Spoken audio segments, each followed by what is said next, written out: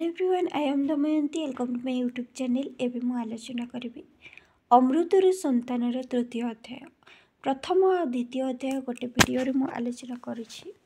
आपण मैंने playlist checking करेंगे। मु पीजी सिलेबस वाइज आलोचना करुँची। आम थर्ड सेमिस्टर CC 11 अच्छी अमृतर संतान। रातिटा स्वप्न परी कटिगला। रातिटा क्यों परी कटिगला ना स्वप्न परी कटिगला। सकाळू समस्ते उठिले। कामिका लोकंकर सकाळ से चिरंतनी कोलाहल। गरु चरिबाकू जिबे, खेत को हल जीव, मनीष जीवे घर करणार सतस्तरी रीति। गाँव गोटाए पट कुहड़ी भितर अतिशय लाल होई सूर्य उठिलानी। से एथर आउ बसई देव नहीं। सबु पूर्व परी चारिआडे चहल फाटी किछि बदली नहीं। खाली साँतार शोइबा घरू सरू गलारे कांदणा शुभुछि। पुबुलीर किए कांदुछि ना पुबुली हैला। कहार शोइबा घरू ना साँतार शोइबा घर। कारण तार मृत्यु हो जाइछि तेणुकरी कांदुछंती। तार भी घर करणा सरीजिव आणिकी जीव जीव बोली केउं दिनु तार मन हेलानी। केही ताकू अटकई रखी नाहन। आज सकाळू से बुझी पारुछि काहींकी जाई नथिला। माँ नाही, बापा नथिला। बुढ़ा बापा को छाड़ी देई घर घर करे जीवाको हैला। पर घर करे जीवाको तार बुढ़ा बापा को छाड़ी के पर घर को चली जीवाको केमिति केमिति लागिला। बुबुली जाई नहीं, बापा नहीं। एथर से मुक्त, किंतु एहीपरी मुक्ति कौन से खोजिथिला। बुबुली बुझे नहीं। बापा बुढ़ा होइथिला। पिलामानंको आखिरे बापा बोऊ केबे बुढ़ा हुअन्ते नहीं। तांकर बयस नहीं। तथापि बापा डाक तार गला बुढ़ी झील से तार एक कूलर जीवन किए मझीरू काटी अंधार करदेला। बुबुलीर कई बाधा मानु न थाए। लटी गड़ी से कांदु थाए सही परी। खरा पड़िला साँतरा अंगार उपरे हैला। साँतरा को पोड़ा गला ता अंगार उपरे खरा पड़िला। गुड़ाए अंगार गुड़ाए दरपड़ा काठ खंड खंड हाड़ गुड़िए कालिया धबला गोटाए गोटे खपुरी आउ भंगा हांडी चिरा टकेई। काली ए थिला सरबु साँता 500 कंधंकर सरदार। सरबु साँता केते सौ कंधंकर सरदार 500। पुणी गाँ लोके काठ नहीं निया नहीं आसिले। पुणी गाँ लोक कौन नहीं आसिले काठ और निया।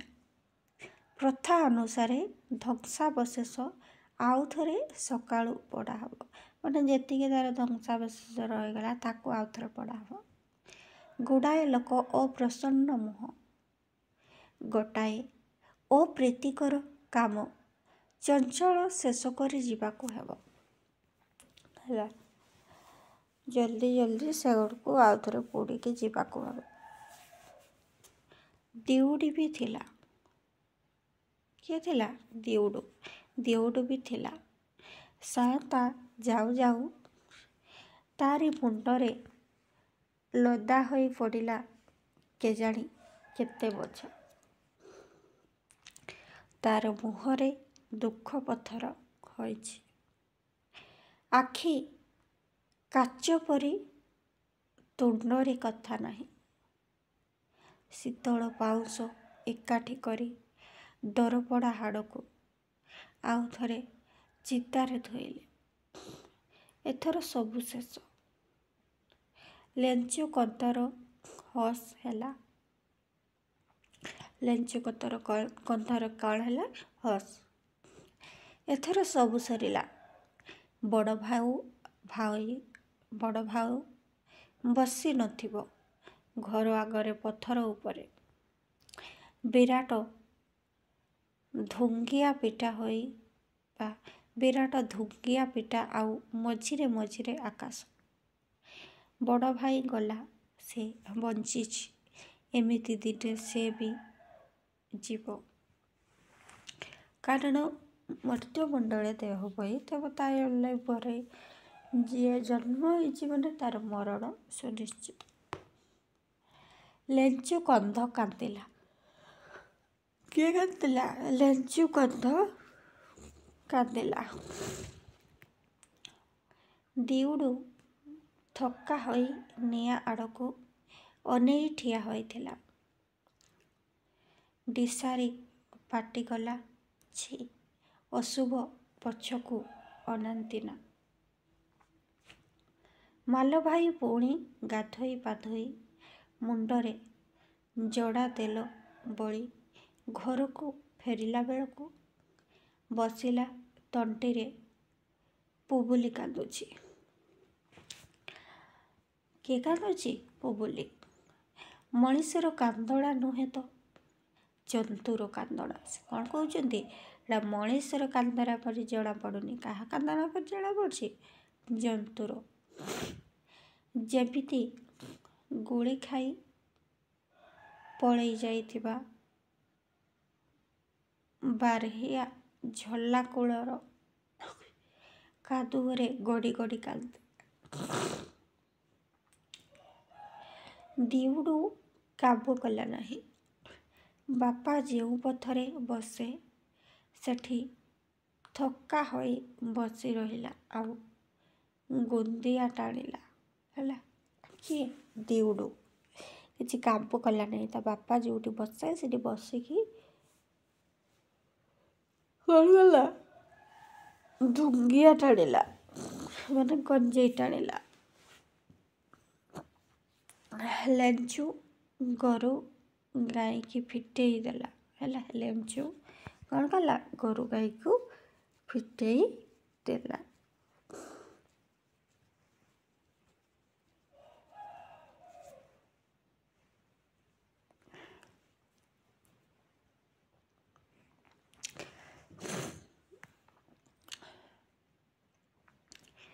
ପୁୟୁ ନାହିଁ।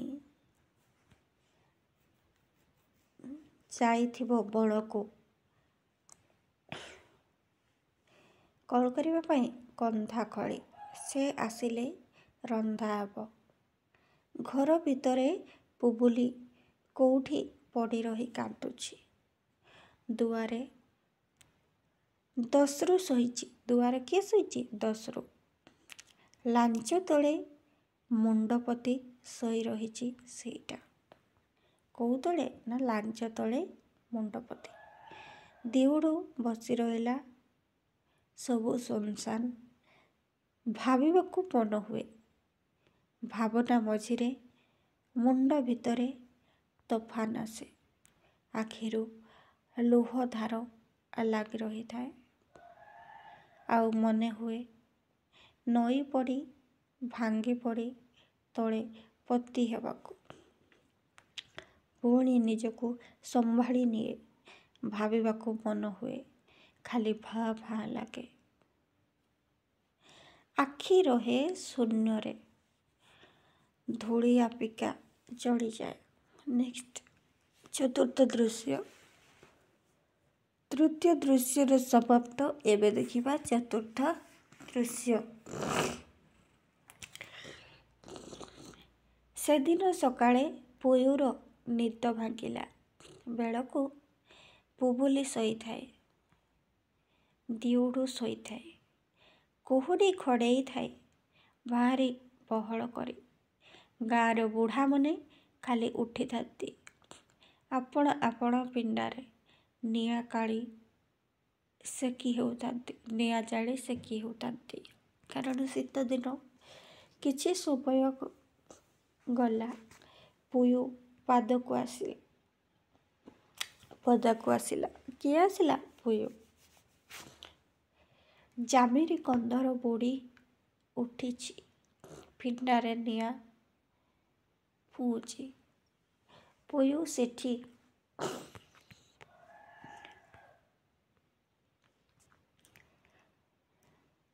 ଯାଇ ବସିଲା।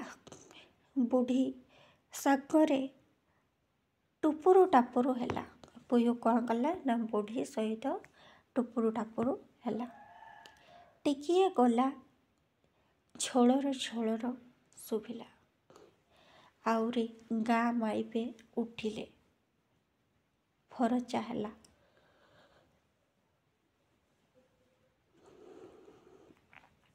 ଏପାଖ ସେପାଖ କୁକୁଡ଼ା ଦୌଡ଼ା ଦୌଡ଼ି କଲେ। ଘୁଷୁରୀ ଶରଣ ହେଲେ ଅସନା ଗାଁ ଦୁଆରରେ। ତାପରେ ଘର ଦୁଆର ଅଡ଼ିଆ ଅଡ଼ି ପୁୟୁ ତାର ଘର କାମ କଲା। ବୁବୁଲି ଶୋଇଥାଏ। ପୁୟୁ କ'ଣ ମନେ କଲା ବୁବୁଲି ପାଖରେ ଯାଇ ବସି ପଡ଼ି ତାର ମୁଣ୍ଡ ଆଉଁସି ଦେଲା। ଭାରି ଅଳସ ଲାଗୁଥାଏ। ଆଉଁସୁ ଆଉଁସୁ ଲୁହ ଦି ଧାର ଝରି ପଡ଼ିଲା। ବୁବୁଲି ମୁଣ୍ଡରେ ଦୀର୍ଘ ଶ୍ୱାସ ପକେଇ ପୁୟୁ ବାହାରିଗଲା। ଗାଁ ମାଇପେ ଝଲାକୁ ଯାଉଥିଲେ। ପୁୟୁ ବି ଗଲା। ଗପ କରୁ କରୁ ମନଟା ହାଲୁକା ଲାଗିଲା। ସେତେବେଳେ ଚାରିଆଡ଼େ ଲାଲ ହୋଇ ଆସିଥିଲା। ପୁୟୁ ଫେରିଲା। ସୂର୍ଯ୍ୟ ଉଠିଥାଏ। ଲେଲୁ କନ୍ଧର ପିଣ୍ଡାରେ ବଡ଼ ଢୋଲ ଉପରେ ସାନ ପିଲାମାନେ ଫୁଟୁଥାନ୍ତି।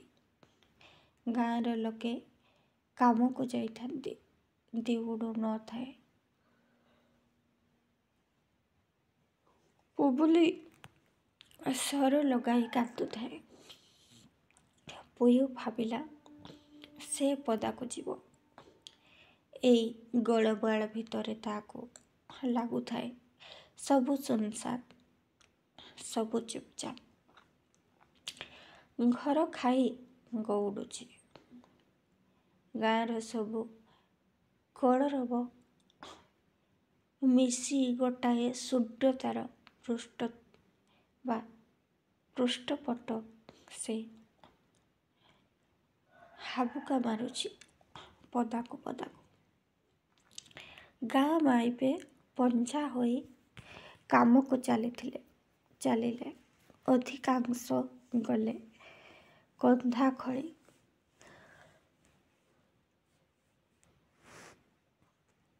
ବଣ ଭିତରେ ନାନା ଜାତି କନ୍ଧା ହୁଏ। ଥାଏ ବଡ଼ ଗହୀରରେ। ଗୋଟାଏ ବଡ଼ କନ୍ଥା ଉଠେଇ ଆଣିଲେ ଖୁସିରେ 2 ଦିନ ଚାଲିଯିବ। କିନ୍ତୁ ବଡ଼ ଦୁର୍ଗମ ଭୟବହୁଳ। ବାଘ ଖାଏ, ଭାଲୁ ଗୋଡ଼ାଏ। ପୁୟୁର ଯିବାକୁ ମନ ନଥିଲା। ପେଟ ଭିତର ଥାଇ ରକ୍ ରକ୍ କରି ଦେଉଛି। ଦେହଟା ତଳକୁ କିଏ ଟାଣି ଦେଉଛି। କିନ୍ତୁ ଘରେ ମନ ଲାଗୁନାହିଁ। ତା ଅପେକ୍ଷା ଯାଇ ବୁଲି ଆସିବା ଭଲ। ଛୋଟ ଶାଳର ଖଣ୍ଡେ ଧରି ଦଳ ଭିତରେ ମିଶି ପୁୟୁ ଚାଲିଲା ଗାଁ ପାହାଡ଼ ଶୃଙ୍ଗ ଆଡ଼କୁ। ଜଡ଼ା ମଣ ତଳେ ଧାଡ଼ି ହୋଇ ପଛକୁ ପଛ ଗୁଡ଼ିଏ ସ୍ତ୍ରୀ ଲୋକ। ତୀଖ ଉଠାଣି ଦି ପାଖେ ଖାଲି ସୂର୍ଯ୍ୟ, ଖାଲି ଆକାଶ, କ୍ରମେ ଉପରକୁ ଉପରକୁ। ସେଇ ଉପର ଦାଉ ଦାଉ ହୋଇ ସୂର୍ଯ୍ୟ ଜଳୁଛି। ଦି ପାଖର ଶୂନ୍ୟରେ କୁହୁଡ଼ିର ସମୁଦ୍ର ତାହାରି ତଳେ ଛପି ରହିଛି କେତେ ଅଗଣାଗଣି ବନସ୍ତ। ବାଘର ଭୂଇଁ, ହରିଣର ଭୂଇଁ ଉପରେ ସୂର୍ଯ୍ୟର ବିକାଶ, ତଳେ ସୂର୍ଯ୍ୟର ପ୍ରବେଶ ନାହିଁ। ଖାଲି ଅନ୍ଧାରୀ ଝରଣା ତୋଫାନ ଉଡ଼େଇ ସାଇ ସାଇ ବହି ଚାଲେ। ଜଡ଼ାବୁଣ ଗଲା, ଜଙ୍ଗଲ ପଡ଼ିଲା। ବେଶୀ ଆବୁଡ଼ା ଖାବୁଡ଼ା ପଥର। ପାଦ ଖସିଲେ ଏପାଖେ ବା ସେପାଖେ ଅନ୍ଧାରୀ ରସାତଳ। ଉପରକୁ ଉପରକୁ ଦି ପାଖ ଅଁଳା ଗଛର ଜଙ୍ଗଲ। ପେନ୍ଥି ପେନ୍ଥି ହୋଇ କଳି ଗୁନ୍ଥି ହୋଇଛି। ଠାଏ ଠାଏ ଲଣ୍ଡା, ଠାଏ ଠାଏ ବୁଦା ବୁଦା ବଣ।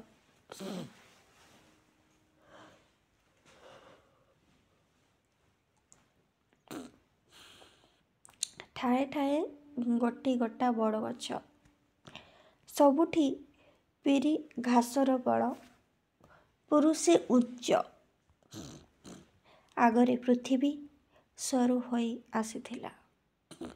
ଚାରି ପାଖର କୁହୁଡ଼ି ଖରା ମିଶା ଝାଲ ଝାଲୁଆ ଆକାଶ। ଭିତରେ ଗଜିଆ ହୋଇ ପର୍ବତର ଶୃଙ୍ଗଟିଏ ଖାଲି ପ୍ରଶ୍ନସୂଚକ ଥାଳିରେ ଉପରକୁ ଅନେଇ ରହିଛି। ପ୍ରଶ୍ନର ଜବାବ ନାହିଁ।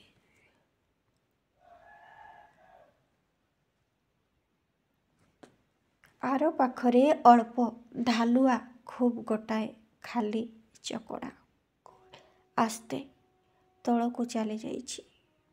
ତାହାରି ଉପରେ ଏଠି ସେଠି ଅସଂଖ୍ୟ ଗୁମ୍ଫା। ସେଇ ପାଖେ ବଡ଼ କନ୍ଥା ହୁଏ।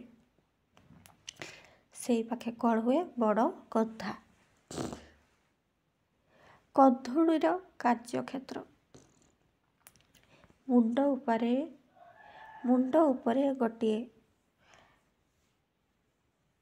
ଗୋଟିକିଆ ଗଛ ଉପରେ ମସ୍ତ ବଡ଼ ଝାଲିଆ ମୟୂର ବସି ଖରା ପୋଉଛି। ସେ ପାଖର ଅତଡ଼ାରେ ଅସଂଖ୍ୟ ମୟୂର। ବଣ ଭିତରୁ ବଣ କୁଡ଼ିଆର ବୋବାଳି ଶୁଭୁଛି। ଠାଏ ଠାଏ ବଣ କୁଡ଼ିଆ ପରିବାର। ଆଉ ଅଳ୍ପ ସମୟ ପରେ ସେମାନେ ଅଦୃଶ୍ୟ ହୋଇଯିବେ। ଗାଁ ମାଇପେ ଛିନ୍ଛତର ହୋଇ କନ୍ଥା ଖୋଜିବାକୁ ଅଦୃଶ୍ୟ ହୋଇଗଲେ। ଏତେ ଗୁଡ଼ାଏ ଉଠାଣି ଉଠି ପୁୟୁକୁ ଅସହ୍ୟ ଲାଗୁଥାଏ। କାହାକୁ? ପୁୟୁକୁ। ସମସ୍ତ ଗଲାପରେ ଏକୁଟିଆ ସେ ପଥର ଉପରେ ବସି ରହିଲା। ସମସ୍ତେ ଗଲା ପରେ ସେ କ'ଣ କଲା? ଏକୁଟିଆ ପଥର ଉପରେ ବସି ରହିଲା। ପାଖରୁ ସ୍ତ୍ରୀ ଲୋକମାନଙ୍କର ସୁର ଶୁଭୁଛି। ସମସ୍ତେ କାମରେ ଲାଗିଗଲେଣି। ମୟୂର ଲୁଚିଲେ। କୁକୁଡ଼ା ବୋବେଇ ବୋବେଇ ଚାଲିଗଲେ। ଆହୁରି ସୂର୍ଯ୍ୟ ଉପରକୁ ଚଢ଼ିଗଲା। ପୁୟୁର ମନ ହେଉଥାଏ ସେଇଠି ସେ ଶୋଇପଡ଼ନ୍ତା ଗଛ ଛାଇରେ ବଣ ଫୁଲର ବାସ୍ନାରେ। ଜୀବନରେ ଅନେକ ମନ ହୁଏ ଶୋଇପଡ଼ିବାକୁ, ଶୋଇ ହୁଏ ନାହିଁ କାମଘରେ।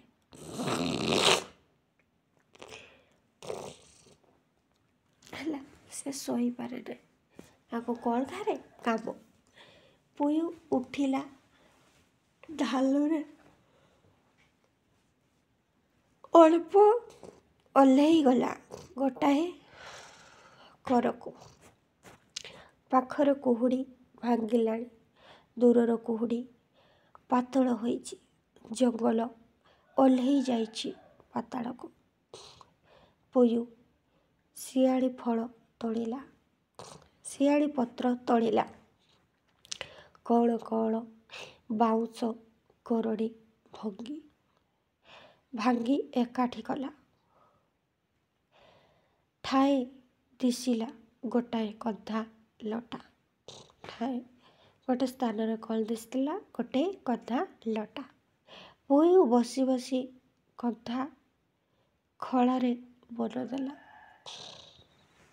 ପୁୟୁ କ'ଣ କଲା ନା ବସିକି ସେ କନ୍ଥାକୁ ଖଳିଲା। 9 ମାସ ଗର୍ଭ, ପେଟରେ ଭାର, ଚାରିଆଡ଼େ କେତେ ଦେବତା ଆଉ ପ୍ରେତଙ୍କର ଅଶୁଭ ଦୃଷ୍ଟି ନିଛାଟିଆ ବଳ। କିନ୍ତୁ ତଳେ ତର୍ତ୍ତରୀ, ଉପରେ ଦୁର୍ବ। ବିଶ୍ୱାସ ଅଛି, ଚିହ୍ନା ବଳ। ପୁୟୁର ଭୟ ନାହିଁ। ପେଟ ଭିତରର ବିଚିତ୍ର ଜୀବ କେଉଁଦିନୁ ସାଙ୍ଗ ହୋଇଗଲାଣି। କେମିତି ଲାଗେ ଗୋଟାଏ ଦେହ ଭିତରେ ଆଉ ଗୋଟାଏ ମଣିଷର ବାସ। ପୂର୍ବର ଭୟ କମିଯାଇଥାଏ। ପୁୟୁ ମନେ ମନେ ଅଚିହ୍ନା ସାଥୀ ସଙ୍ଗେ କଥା ଭାଷା ହୁଏ। କଳ୍ପନାରେ ଗଡ଼େ ଅଶାନ୍ତା ଅତୀତର ଭବିଷ୍ୟତ।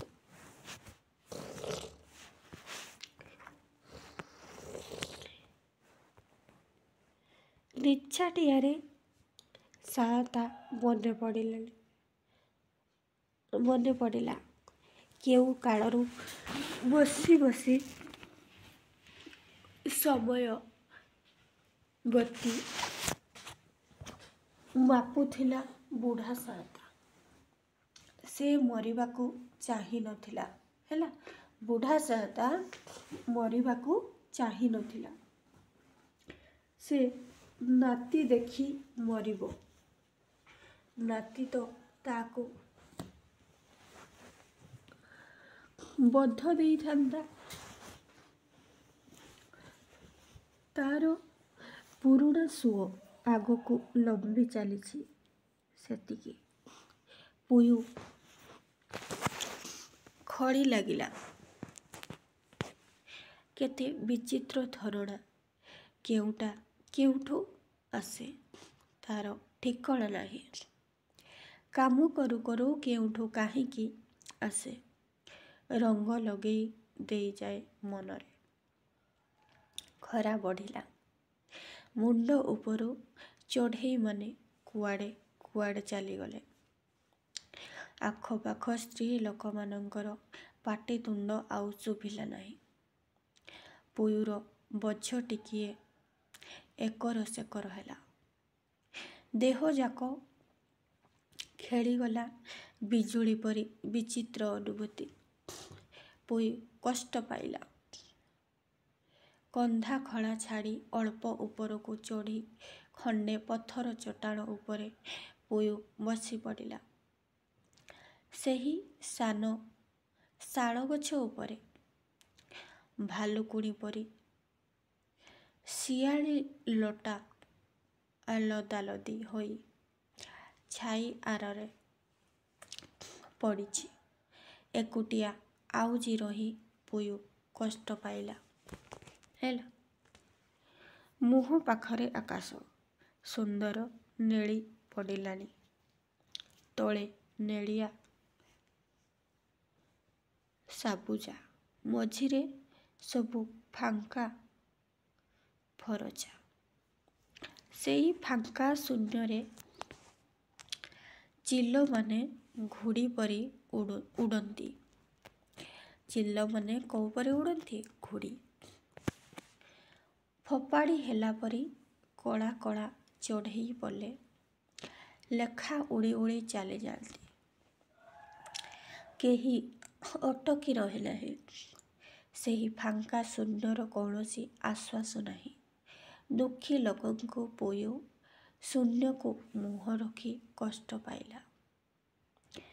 ଏହି ବେଳ ପାଇଁ ଅନେକ ଦିନୁ ଅପେକ୍ଷା କରି ରହିଲା ସେ।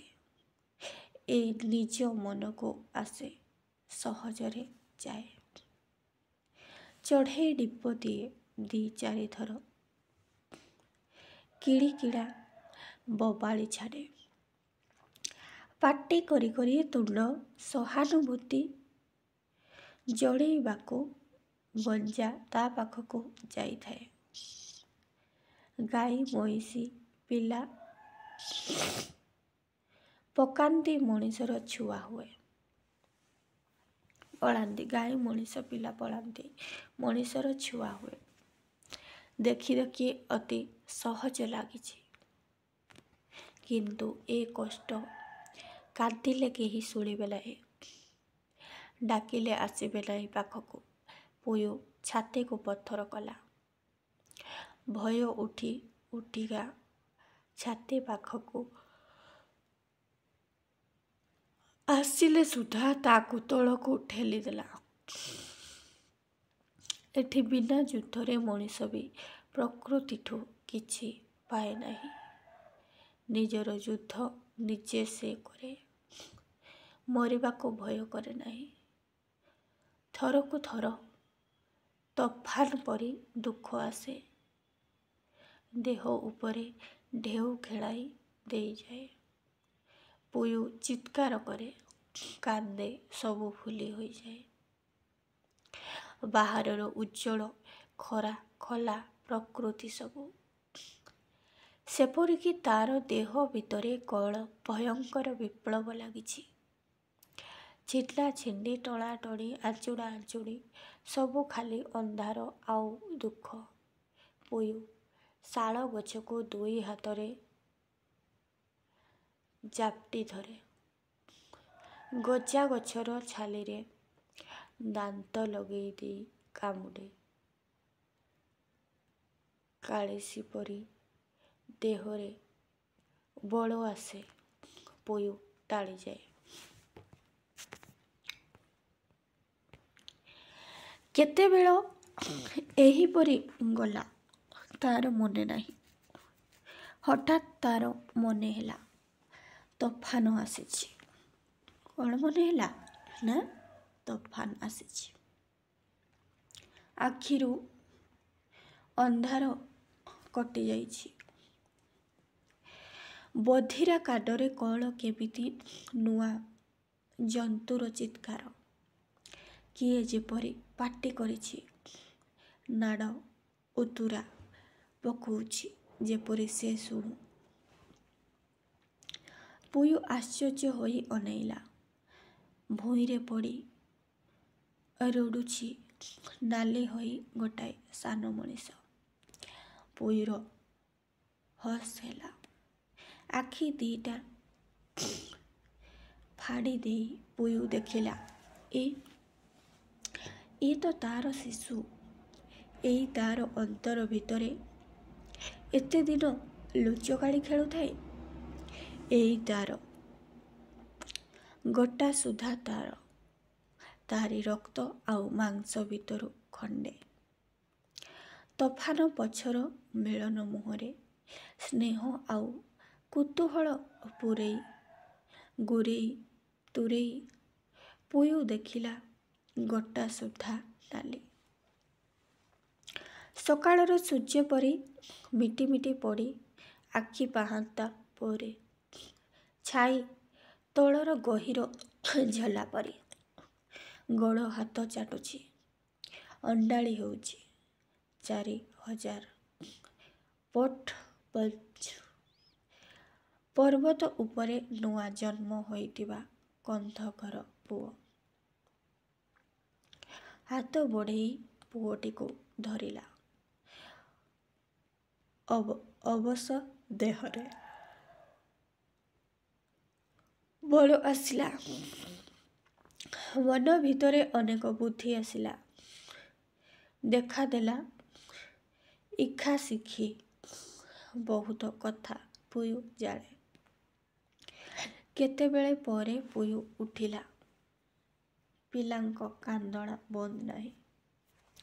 ସୂର୍ଯ୍ୟ ମୁଣ୍ଡ ଉପରେ ଉଡ଼ିଲାଣି। ସୂର୍ଯ୍ୟ କେଉଁଠି ଉଡ଼ିଲାଣି? ମୁଣ୍ଡ ଉପରେ। ବଣ ଉପର ଠାଏ ଫିକା ଠାଏ ଜିକି ଜିକି। ପୁୟୁକୁ ଦୁର୍ବଳ ଲାଗୁଥାଏ। ପୁୟୁକୁ କ'ଣ ଲାଗୁଥାଏ? ଦୁର୍ବଳ। ଏକୁଟିଆ ପୁୟୁ ତାର ପିଲାକୁ ଛାତିରେ ଜାକି ଧରି ଉଠି ଠିଆ ହେଲା। ସେ ତାର ପିଲାଟିକୁ ଛାତିରେ ଜକି ଧରି ଠିଆ ହେଲା। ମୁଣ୍ଡର ବାଳ ଅଲରା ହୋଇ ଲମ୍ବି ଯାଇଛି। କୋତରା ଲୁଗାର ଅବସ୍ଥା ନାହିଁ। ଦେହରୁ କଳା ପାଳି ବହି ପଡ଼ୁଛି। କିନ୍ତୁ ଛାତି ତାର ଫଗା ରହେ। ଛାତିରେ ଛୁଆ। ତାର ପହିଲି ଛୁଆ ପୁଅ। ଦୁର୍ବଳ ହାତରେ ଧାର ପଥର ଧରି ନିଜେ ପୁୟୁ ପିଲାର ନାହି କାଟିଦେଲା। ହେଲା, ନିଜେ ହିଁ ସେ ତାର ପିଲାର ନାହି କାଟିଲା। କଟା ଜାଗାରେ ବଳିଦେଲା ଚିହ୍ନା ଔଷଧ ଗଛର ପତ୍ର। ନିଜେ ଖଣ୍ଡେ ଔଷଧ ଚେର ଖାଇଲା।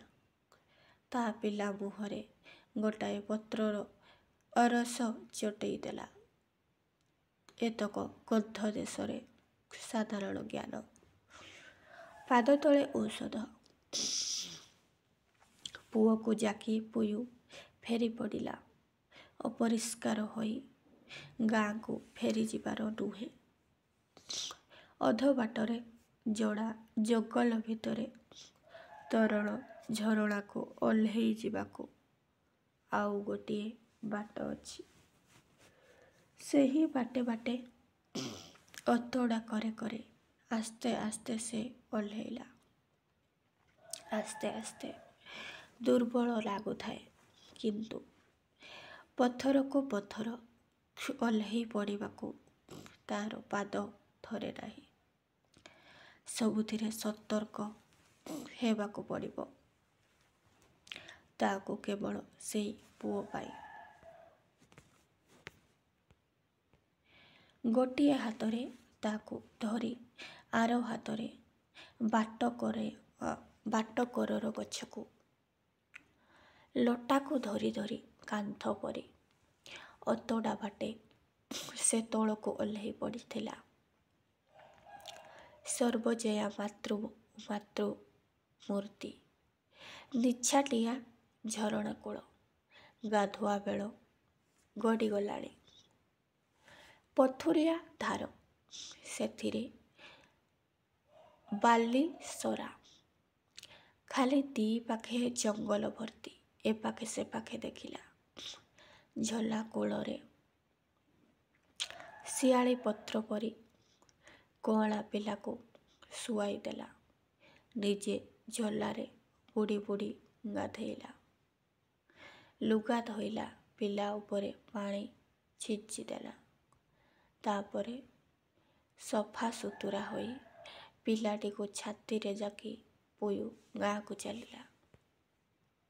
କେବଳ ପର୍ବତ ଉପରେ ଏକୁଟିଆ ସେ ମରଣ ସଙ୍ଗେ ଯୁଦ୍ଧ କରି କ୍ଷତ ବିକ୍ଷତ ହୋଇଥିଲା। ତା ପୁୟୁର ମନେ ନାହିଁ।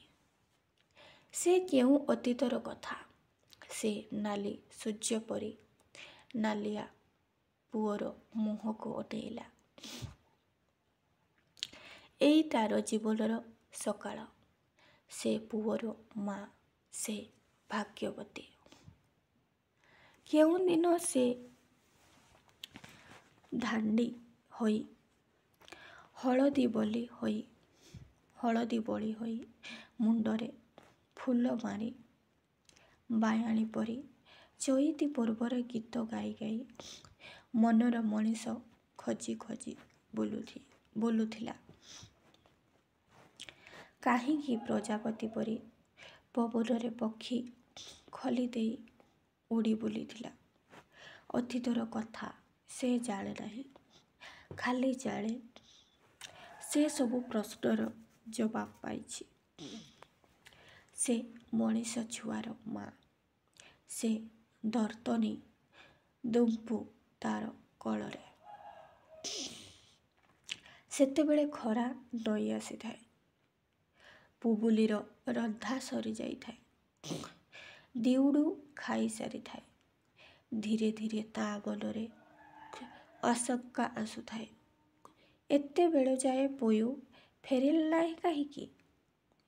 ଥରକୁ ଥର ସେ ଭାବେ।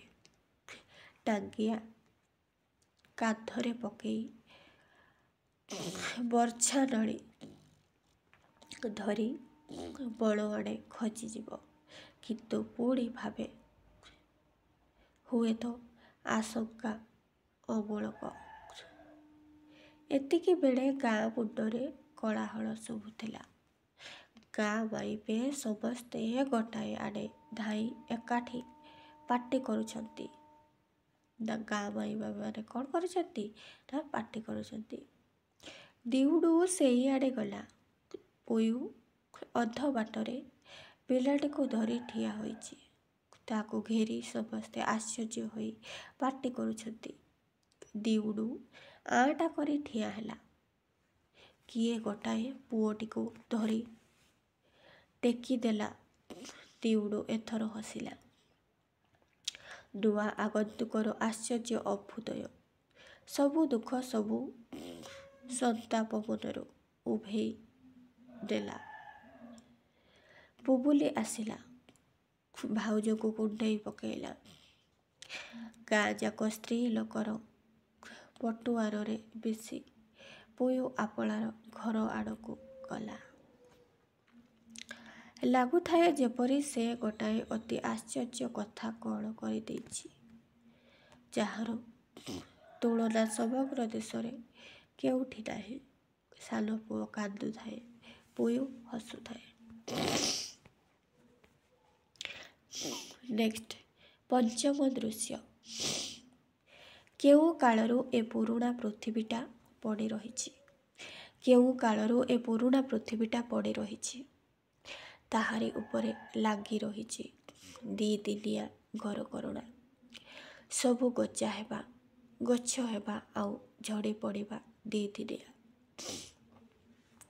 କାରଣ ଆଜି ଯିଏ ଗଜା ହେଇକି ଛୋଟ ହେଇକି ଗଛ ହେଇଛି, କାଲି ସିଏ ଝଡ଼ି ପଡ଼ିବ ବଡ଼ ହେଇ। କୁଆଡ଼ର ପାଳି କୁଆଡ଼େ ଚାଲିଯାଏ। ସଭ୍ୟତା ବୁଡ଼ି ରହେ ମାଟି ତଳେ, ବଣ ଉହାଡ଼ରେ। କାହାରି ଗୋଟାକର ଧାରା ଖୋଜୁ ଖୋଜୁ ମଣିଷ ନିଜେ ଯାଏ ଭୂତ ହୋଇ। ସବୁ ସଂକେତ ସବୁ ପରିଚୟ ଆପଣାର କରି ଲୁଚେଇ ରଖେ ଘନ ନିବିଡ଼ ମାଟି। ସମାଧି ଉପରେ ସୁଖରେ ମାଡ଼ି ମାଡ଼େ ଘାସ, ଘାସର ଫୁଲ ଫୁଟେ ଝଡ଼େ। ଯିଏ ଯାଏ ସେ ଯାଏ, ସେ କାନ୍ଦେ ସେ ବି ଯାଏ। ଯେ ଆସେ କାହାରିକି ଚିହ୍ନେ ନାହିଁ, ସେ ବି ଯାଏ। ସରବ ସାଆନ୍ତା ଚାଲି ଯାଇଥିଲା। ଆଜିର ପୃଥିବୀକୁ ଅଣ୍ଡାଳି ବସି କିଏ କହିବ କେବେ ଆସିଥିଲା। କିନ୍ତୁ ଆଖପାଖର ପର୍ବତମାନଙ୍କ ପରି ସେ ଥିଲା ଗୋଟାଏ ମଣିଷ ପର୍ବତ। ଯେତେବେଳେ ଦେଖିଲେ ସେହିପରି ଥାଏ। ମଣିଆ, ପାୟୁ ଆଉ ସରବୁ ସାଆନ୍ତା ଅଭିନ୍ନ। ଯେତେବେଳେ ଦେଖିଲେ ସେପରି ଥାଏ। ମଣିଆ, ପାୟୁ ଆଉ ସରବୁ ସାଆନ୍ତା ଅଭିନ୍ନ। ସରବୁ ସାଆନ୍ତା ଏ ପୃଥିବୀକୁ ଭଲ ପାଉଥିଲା। ବାଛି ବାଛି ଭଲ ପାଇବା ତାହାକୁ ଜଣା ନଥିଲା। ସେ ଯାହା ଦେଖିଛି, ଯାହା ପାଇଛି ତାହାକୁ ଭଲ ପାଏ। ମୋତେ ସରବୁ ସାଆନ୍ତା ସମସ୍ତଙ୍କୁ ସମାନ ଭାବରେ ଦେଖୁଥିଲା। ଅଧ ଅଧ ଚନ୍ଦା ଘାସ ଝୁଣିଆ ଧୂଳିଆ ମାଟିରେ ଦେହ ଭରା ଦେଇ ଶୋଇ ଶୋଇ ସେ ସ୍ୱପ୍ନ ଗଢ଼ିଛି। ସେଠି ଗୋବର, ସେଠି ଛେପ, ସେଠି ଛାଲ ପଡ଼ିବାର ଫୁରୁକୁଟିଆ ଧୂଆଁ, ସେଠି ଅଳିଆ। ସେ ଘା ଘାଉଡ଼କୁ ଡରି ନାହିଁ, ରକ୍ତାରକ୍ତିକୁ ହଟି ନାହିଁ, ପୂଜା ଦେଲାବେଳେ କନ୍ଧ ପୁରୋହିତ ଯେପରି ଚାଉଳ ଟକୁଥିବା କୁକୁଡ଼ା ଛୁଆର ମୁଣ୍ଡକୁ ନଖରେ ଆଞ୍ଜୁଡ଼ି ଛିଣ୍ଡାଇ ଦିଏ, ସରବୁସାତା ସେହିପରି ମାରିଛି, ଛଡ଼େଇ ଦେଇଛି, ଖାଇଛି, ସ୍ନେହରେ ପାଳିଛି, ଆନନ୍ଦରେ ଖାଇଛି। ତାର ବିକାର ନାହିଁ। ସେ ବଇଁଶୀ ବଜେଇଛି, ପାହାଡ଼ ଦେଶର ସୁନ୍ଦର ପଡ଼ିଆରେ ଆପଣାକୁ ଭୁଲେଇଛି, ଜୀବନକୁ ଅନୁଭବ କରି କରି ଚାଖି ଚାଖି ଦେଇଛି ପିଇ। ସେ ମାତିଛି ବଣ ଭିତରେ, ଗୋଡ଼େଇ ଗୋଡ଼େଇ ଭଲ ପାଇଛି। ଦିନବେଳେ ଚାଷ ଖଳା ପାଖେ ବଣ ଉହାଡ଼ରେ ମାଂସର ଡାକକୁ ଜବାବ ଦେଇଛି। 80 ବରଷର ଭଲ ପାଇବା ତାର ଭଲ ପାଇବା କେତେ ବର୍ଷ? 80 ବର୍ଷ। 80 ବରଷର ଇତିହାସ। ମୁଁ ଆଉ ମୋର ବୋଲି କହି ଭଲ ପାଇବା ଈର୍ଷା କରିବାର ଯେଉଁ ପ୍ରସାରିତ ସଂକୁଚିତ ଘରକରଣା ତାର ସବୁ ଅଛି, ସେ ନାହିଁ। ଏଇ ତାର ଘର, ତାର ପୁଅ ଝିଅ, ତାର ଗାଈ ଗୋରୁ, ତାର ବସିବା ପଥର, ସବୁ ତାର। ଏଇ ନାତିଟି ଯେ କାଲି ଆସିଛି, ସେ ବି ତାର, କିନ୍ତୁ ସେ ନାହିଁ।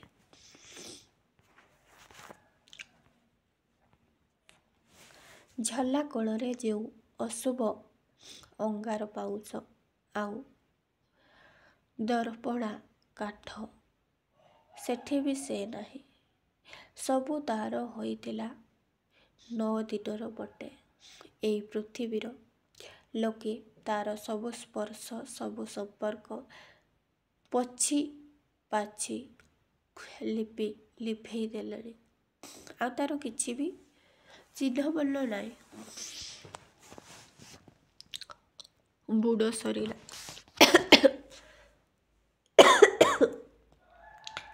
ଖାଲି ଘର ଦୁଆର ଲିପା ପୋଛା ଓ ନୂଆ ହାଣ୍ଡିରେ ମାଉଁସ ଭାତ।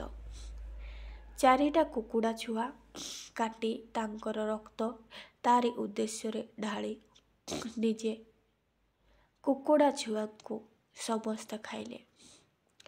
ଗାଁ ପୁରୋହିତ ତା ନାଁ ଧରି ଡାକିଲା, ହଇଲା, କହିଲା, ସରବୁସାତା, ସରବୁସାତା, ଆଉ ତୁମେ ଆସ ନାହିଁ। କେଉଁ ବାଟେ ଆସିଥିଲ, ସେହି ବାଟେ ଯାଅ। ଆମକୁ ଜାଲ ଢାଙ୍କ ନାହିଁ, ରୋଗ ଦିଅ ନାହିଁ। ଆମେ ଅଛୁ ବୋଲି ତୁମକୁ ଯାହା କିଛି ଦେଲୁନୁ, ହେଲେ କିଛି ଦେଇଥାନ୍ତା। କିଏ ତୁମକୁ ପଚାରନ୍ତା? ମାଟି ଖାଇ ଖାଇ ତୁମେ 15 ବର୍ଷ ବି ଏପରି ପଡ଼ିଥାନ୍ତ। ସରବୁସାତା, ସରବୁସାତା, ଯାହା ଦଉଛ ସେଇଆ ନେଇ ତୁମେ ଯାଅ, ବାହାରି ଯାଅ, ଆଉ ଆସ ନାହିଁ। ଖାଲି ପର କରିଦେବା ମନ୍ତ୍ର। ନିଗେ ଦିଆ ଦଉନି, ତୁମକୁ ଦଉଛୁ। ମାମୁଁ ମୋଚାଳିଶା ହିଆ ତମେ, ମାମୁଁ ହେଲାୟା ତମେ, ଆମେ ଅଛୁ ବୋଲି ଦଉଛୁ। ଏମ୍ବା ହିଅ ତୁମା, ଆମେ ନଥିଲେ କେଉଁଠୁ ଦେଇଥାନ୍ତୁ। ମାମୁଁ କୟୁ ହିଆ ହିପା, ହିମ୍ ହିମ୍ ଜାନମି, ଆମେ କୁକୁଡ଼ା ଛୁଆ ଦେଉଛୁ। କୟୁ ହିପା ଆସନାହା ନିନୁ ହାଲ ମୋତେ, କୁକୁଡ଼ା ଛୁଆ ଧରି ତୁମେ ଚାଲିଯାଅ। ନିନୁ ଇମ୍ଫିଜିରୁ ତ୍ୱାତି ଏଜିରୁ ଖାଲବୁ, ତୁମେ ଯେଉଁ ବାଟେ ଆସିଥିଲ ସେଇ ବାଟେ ଯାଅ। 9ଟା ଦିନରେ ମୋଟେ। ସମସ୍ତେ ତାହାକୁ ପର କରିଦେଲେ, କହିଲେ ଯାଅ ଯାଅ, ଏଣିକି ସେ ପ୍ରେତ, ସେ ଅଶୁଭ। ମଣିଷର ଉଷୁମ ଚୁଲି ପାଖେ ତାର ସ୍ଥାନ ନାହିଁ, ଭାଗ ନାହିଁ ଭାତ ହାନିରେ, ମନହାନିରେ। ସେ ନାହିଁ, ସେ କେହି ନୁହେଁ, ସେ ଗୋଟାଏ ନା। କେତେ ଆତ୍ମା ଉଡ଼ି ଚାଲି ଯାଇଛନ୍ତି ଶୂନ୍ୟକୁ, ଫୋପାଡ଼ି ଦେଇ ଯାଇଛନ୍ତି ଖାଲି ତାଙ୍କର ନାଁର ଖଳପା। ସମୟ ତାକୁ ବି ଖତିରା କରିଦେଇଛି, ଧୂଳି କରିଦେଇଛି, ଧୂଳିରେ ଧୂଳି ମିଶିଛି। ଅଗଣିତ ନା ଆଜି ବାଛି ହେବ ନାହିଁ। ଗାଁ ମଝିରେ ବଡ଼ ନିଆଁ ଅଗି ଜଳୁଥାଏ। ଚାରିଆଡ଼ଟା କୁକୁଡ଼ା ଛୁଆଙ୍କର ରକ୍ତ ଢଳା ହୋଇଥିଲା। ରନ୍ଧା ମଦ ଢଳା ହୋଇଲା। ଉଡ଼ନ୍ତା ଖଇ ଗୋବିନ୍ଦେ ସ୍ୱାହା। ସରବୁ ସରବୁ ସାଆନ୍ତର ଆତ୍ମା ଶାନ୍ତି ହଉ। ପୁରୋହିତ କାମ୍ବେଲା ଜାନି ପ୍ରେତକ୍ରିୟା ମନ୍ତ୍ର ଶେଷ କଲା। କନ୍ଧମାନେ ଅପେକ୍ଷା କରିଥିଲେ। ଏକାଥରକେ ଶବ୍ଦ କରି ବାହାରିଗଲା ଗୁଡ଼ାଏ ଦୀର୍ଘଶ୍ୱାସ। ଏଥର ସରବୁ ସାଆନ୍ତର ପ୍ରେତ ଗାଁ ଛାଡ଼ି ବାହାରିଗଲା। ଏଣିକି ଶାନ୍ତି। କଳରବ ହେଲା, ମଦ ପିଆ ଲାଗିଲା। କନ୍ଧ ଡୋଲିଆ ମାଦଳ ପିଟିଲେ। କନ୍ଧ ପିଲାଏ ବଡ଼ ବଇଁଶୀରେ ଐକତାନ ଲଗେଇଲେ। ମୁହାଁମୁହିଁ ଦି ଧାଡ଼ି ଧୋଇ ଦାଣ୍ଡି ନାଚିଲେ। ମାଡ଼ି ଆସିଲେ, ପଛେ ଗଲେ ପୁରାତନ ରୀତି। ମଦପିଆ ବଢ଼ିଲା, ସବୁ ଗୋଳମାଳ ହୋଇଗଲା। ପଛେ ପଛେ ଭାତ ମାଉଁସ ଭୋଜି। କାଉ ପରି ରାବି ଉଠିଲେ ମଣିଷ। ମେଞ୍ଚି ମାଞ୍ଚ ହୋଇ ହଆ ଘଗା ବାଜା ଥମ୍ବି ନଥାଏ। ରହି ରହିକା ବହିଛି ଚାଲିଥାଏ। ଭୋଜି ପରେ ଅଇଁଠା ଗାଁ ଦାଣ୍ଡରେ ପୁଣି ନାଚ, ପୁଣି ଫୁର୍ତ୍ତି। କାହାରି ହସ ନଥାଏ। ବୁବୁଲି ନାଚୁଥାଏ, ଦିଉଡୁ ଗଡ଼ୁଥାଏ। ଲେଜୁ କରପଟିଆ ହୋଇ ହାତ ଗୋଡ଼ ଛାଟି ଡେଇଁ ଲାଗିଥାଏ। ଗାଁ ଲୋକେ ଖୁସି ହୋଇଥାନ୍ତି। ଏ ବି ପର୍ବ, ପ୍ରେତ ଘଉଡ଼ା ପର୍ବ। ଉଷୁମ ଅଗି, ନାଚ ଭୋଜି। ଖୋଲା କୋଳରେ ନିଛାଟିଆ ବଣ ଭିତରେ ଅଙ୍ଗାର ଗୁଡ଼ାଏ ପଡ଼ିଥାଏ। ବିଲୁଆ ବୋବେଇ ବୋବେଇ ଯାଏ। ବଣର ଚଢ଼େଇ ବିକଟାଳ ବୋବାଳି ଛାଡ଼େ। ଶୀତ ରାତି, ଅନ୍ଧାର ରାତି, ବଣର ଘୁଙ୍ଗୁଡ଼ି ପରି ଝର୍ଲା ଭିତରୁ ରହି ରହିକା ଶବ୍ଦ ଆସେ। ଅଙ୍ଗାର ଉପରେ ଧାର ଲାଗି ଯାଇଥାନ୍ତି। ଜୁଡ଼ୁଜୁଡ଼ିଆ ପୋକ, କାକର ଗଦା ହୁଏ। ରାତି ବଢ଼ି ବଢ଼ି ଚାଲିଲା। ମଝି ଦାଣ୍ଡର ଦିଆ ନିଭିଯାଏ। ଗଜିଣା ଗୁଡ଼ାକ ଛିଞ୍ଚାଡ଼ି ହୋଇ ପଡ଼ି ଧୀରେ ଧୀରେ ମଲା। ସବୁ ତୁଣ୍ଡି ପଡ଼ିଲା। ମଝିରେ ମଝିରେ ଛିଗୁ ହେଲେଇଲା ପରି ନିଆଁ ଗୁଡ଼ାକ ଚାଇଁ ଚାଇଁ ଦିଶେ, ପୁଣି ଛାଇ ପଡ଼େ। ଗାଁ ଦାଣ୍ଡ ନିଶବଦ। କବାଟ ପଡ଼ିଲା। ସରବୁ ସାଆନ୍ତା ଅନ୍ଧାରକୁ ଡରୁଥିଲା। ଉଷୁମ ଭଲ ପାଉଥିଲା ଘରେ। କବାଟ ପଡ଼ିଛି, ଭାରି ଶୀତ, ଅନ୍ଧାର। ଆଜିର ଆଲୋଚନା ଏତିକି ସମାପ୍ତ କରିବା। ପରବର୍ତ୍ତୀ ଭିଡ଼ିଓରେ ଷଷ୍ଠ ଅଧ୍ୟାୟ ଆଲୋଚନା କରିବା। ରହୁଛି। ନମସ୍କାର।